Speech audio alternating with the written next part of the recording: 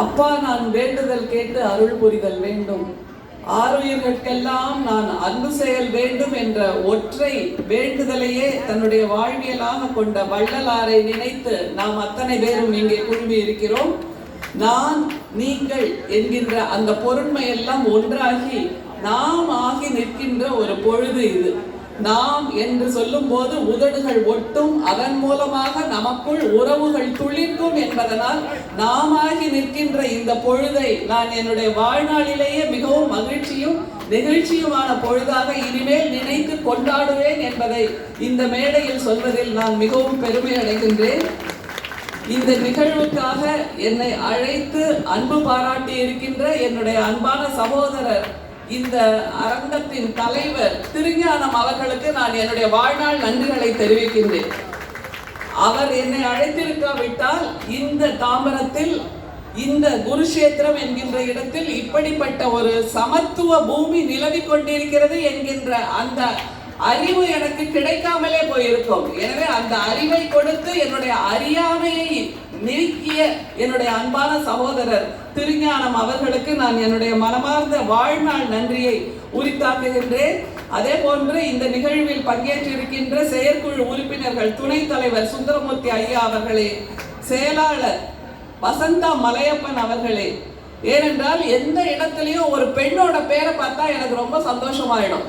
ஏன்னா பொதுவாகவே எல்லா நிகழ்வுகளிலும் ஆண்களே முன்னிலையில் இருக்கின்ற போது ஒரு பெண் இந்த இடத்தில் செயலாளராக இருக்கின்றார், அதுதான் ரொம்ப முக்கியம். எனவே வசந்தா மலையப்பன் அவர்களுக்கு நாம் அத்தனை பேரும் பாராட்டுதலை தெரிவிக்கலாம். இதன் மூலமாக இன்னும் பல பெண்கள் ஆன்மீக பணியாற்ற முன்வருவார்கள் என்கின்ற அந்த புரிதலை நாம் உணர்ந்து கொள்ள வேண்டும். எனவே வசந்தா மலையப்பனை போலவே இன்னும் பல பெண்கள் இந்த நிகழ்வில், இந்த அரங்கில், இந்த அமைப்பில் இனிமேல் ஈடுபட வேண்டும் என்கின்ற ஒரு எளிய வேண்டுகோளையும் நான் வைக்கிறேன். அதே போன்று இணை செயலாளர் சச்சிதானந்தம் ஐயா அவர்களுக்கு வணக்கம், பொருளாளர் மனோகரன் ஐயா அவர்களுக்கு வணக்கம், உறுப்பினர்கள் ராமச்சந்திரன் ஐயா, கந்தசாமி ஐயா, குருநாதன் ஐயா, ராஜசேகரன் ஐயா, அனைவருக்கும் என்னுடைய மனமார்ந்த வணக்கம்.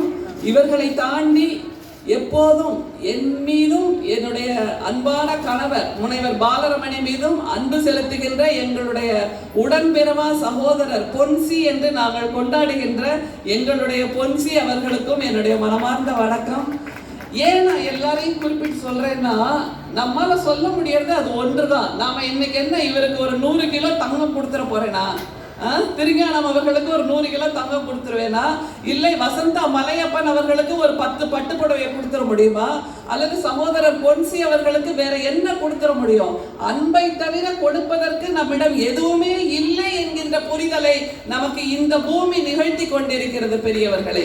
அதனால் தான் எல்லோருக்கும் நாம் அள்ளி அள்ளி அள்ளி கொடுக்கக்கூடியது எது என்றால் அன்பை தவிர உலகத்தில் வேறு எதுவுமே இல்லை என்கின்ற அந்த போதனையை கொடுத்த நம்முடைய சத்குரு சச்சிதானந்தம் அவர்களுடைய இந்த பூமியில் நாம் அத்தனை பேரும் இங்கே குழுமி இருக்கிறோம் என்பது நமக்கான பெரு வாய்ப்பு, பெரும் பேரு என்பதை நாம் உணர்ந்தாக வேண்டும்.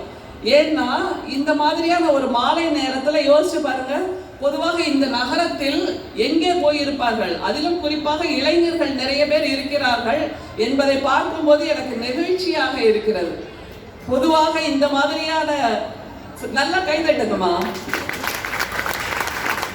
இளைஞர்கள் யோசிச்சு பாருங்க. இப்ப ஆர்டிபிஷியல் இன்டெலிஜென்ஸ் காலம், AI என்று சொல்லப்படுகின்ற செயற்கை நுண்ணறிவின் காலத்தில் அவர்கள் ஜெட் வேகத்துல பறந்துட்டு இருக்காங்க.